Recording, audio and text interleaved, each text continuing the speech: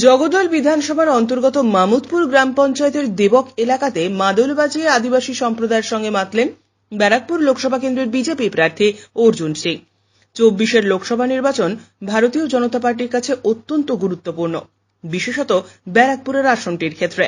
গত লোকসভা নির্বাচনে এই ব্যারাকপুর আসন বিজেপির দখলে ছিল, সাংসদ হয়েছিলেন অর্জুন সিং। এবারের লোকসভা নির্বাচনেও সেই অর্জুন ম্যাজিকেই ব্যারাকপুরে ভরসা রেখেছে গেরুয়া শিবির। সংবাদ মাধ্যমের মুখোমুখি হয়ে ব্যারাকপুরের বিজেপি প্রার্থী অর্জুন সিং জানান, আদিবাসী সম্প্রদায় ভারতবর্ষের অতি প্রাচীন সম্প্রদায়। ভারতের রাষ্ট্রপতিও নিজে একজন আদিবাসী সম্প্রদায়ের মানুষ। তাই রাষ্ট্রপতি নির্বাচনে দ্রৌপদী মুর্মুকে নানা টালবাহানার মধ্যেও তিনি ভোট দিয়েছেন এবং জয়যুক্ত করেছেন।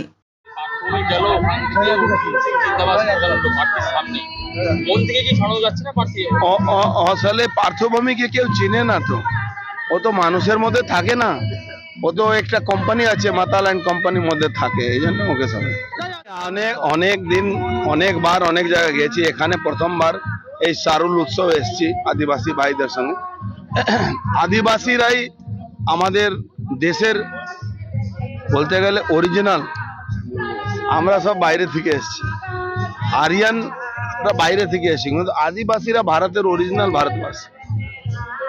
এটা প্রগতির জন্য, মানুষের এদের ভালো জন্য, সমাজে ভালো জন্য এই পুজোটা করা হয়। এদের আপনারা জানেন ইতিমধ্যে আমাদের দেশের প্রেসিডেন্ট উনি আদিবাসী সম্প্রদায় আছেন।